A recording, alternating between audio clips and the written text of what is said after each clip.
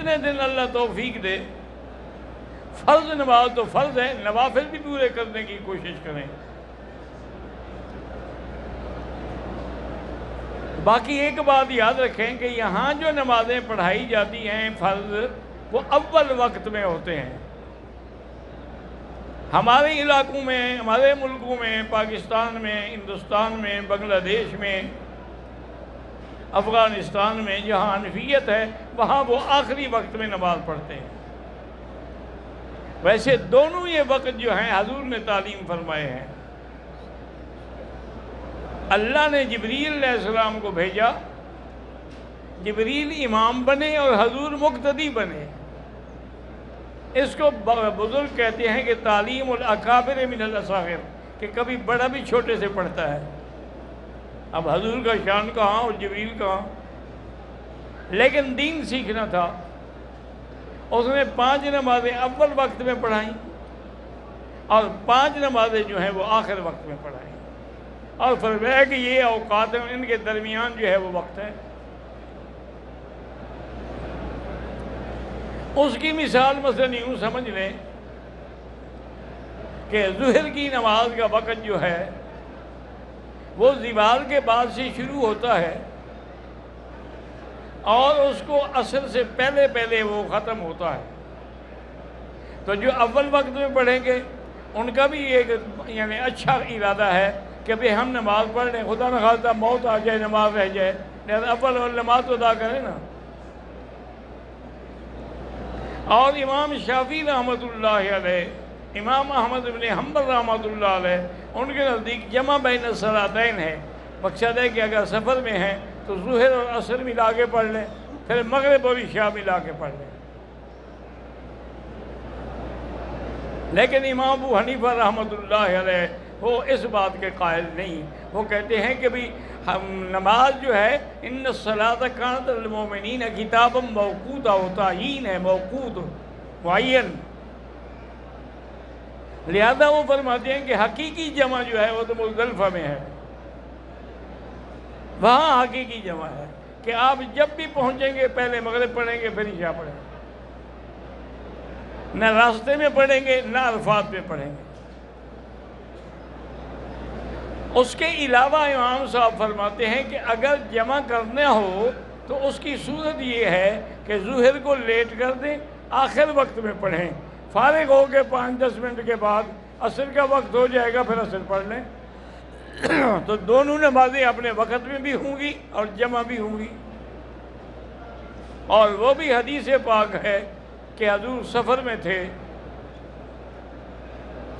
صحابہ نے کہا الصلاۃ یا رسول اللہ، حضور نماز کا وقت ہو گیا۔ فرمایا الصلاۃ امامکم، آگے چلو۔ پھر کافی دیر گزر گئی، پھر صحابہ نے یاد دلایا، آپ نے فرمایا اور آگے چلو۔ پھر تیسری دفعہ یاد دلایا، آپ نے فرمایا اللہ کے بندے کہ شدت الحر جو ہے من فیح جہنم، ابردو، اس کو ٹھنڈا کر کے پڑھو۔ لہذا آپ نے ظہر کی نماز آخر وقت میں پڑھی، عصر کی نماز اول وقت میں پڑھی۔ تو اس طرح یہ جمع گو جمع سوری ہے لیکن جمع ہے۔ اور اسی طرح نوافل جو ہیں یاد رکھیں، ویسے تو آدمی سارا دن ساری رات بھی نفل پڑھتا رہے، لیکن 4 جو ہیں وہ بڑی اہم ہیں۔ ایک تو تہجد ہے، اس کا افضل وقت یہ ہے کہ رات کے آخری حصے میں پڑھیں،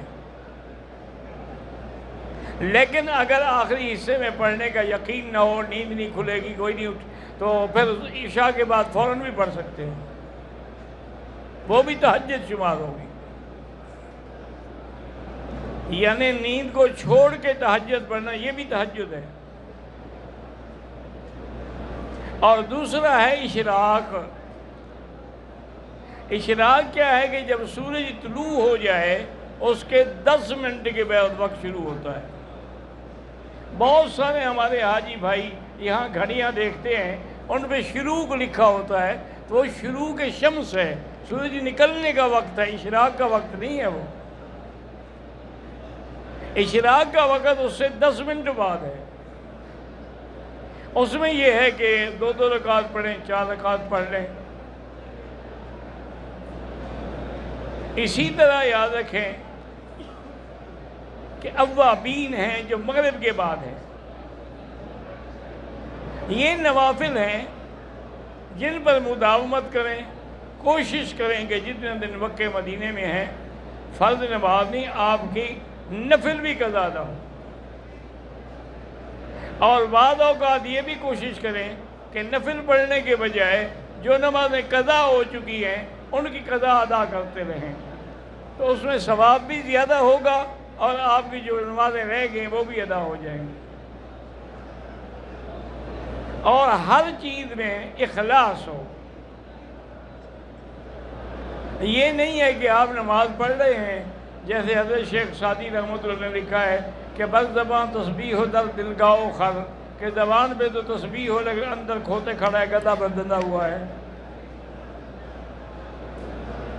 نماز جب پڑھیں تو خالص اللہ کے لیے ہو اور اللہ کی طرف ہی توجہ، ادھر ادھر نہیں ہونی چاہیے۔ قرآن پڑھیں، نماز پڑھیں، مزدلفہ جائیں، مینا جائیں، عرفات جائیں، یہ ایسے مواقع ہیں کہ جس گھر پر نظر پڑے تو دعا منظور ہوتی ہے۔ جب آدمی باہر سے آتا ہے اور کعبۃ اللہ پہ اول نظر پڑتی ہے تو جو دعا مانگے گا وہ قبول ہوگی۔ اور اس کے بعد یہ بھی دعا آئی ہے کتابوں میں، اللہم زد بیتک ھذا تشریفا و تکریما و تعظیما و وہابتا و برا و تقوی، زد من کرمہ و حجہ۔ تو اللہ تبارک و تعالیٰ کے گھر پہ نظر پڑنے سے دعا منظور ہوتی ہے، اور ملتزم پہ جو بھی دعا مانگی جائے منظور ہوتی ہے۔ مقام ابراہیم کے پیچھے جو بھی دعا مانگی جائے منظور ہوتی ہے، صفا پہ کھڑے ہو کر جو بھی دعا مانگیں منظور ہوتی ہے، مروہ پہ کھڑے ہوں۔ اور اسی طرح یاد رکھیں کہ جو لوگ حج سواری پہ کریں گے ان کو تو حرم کی نیکیاں ملیں گی، لیکن جو پیدل جائے گا تو اس کو 700 حرم کی نیکی ملے گی، ایک ایک قدم پر 700 حرم کی نیکی۔ حرم کی نیکی 1 لاکھ کے برابر ہے، تو 700 سے ضرب دے دے اس کو۔ اس لیے اللہ تبارک و تعالی تمام آنے والوں کو تقوی کے ساتھ زندگی گزارنے کی توفیق عطا فرمائے۔ وما علینا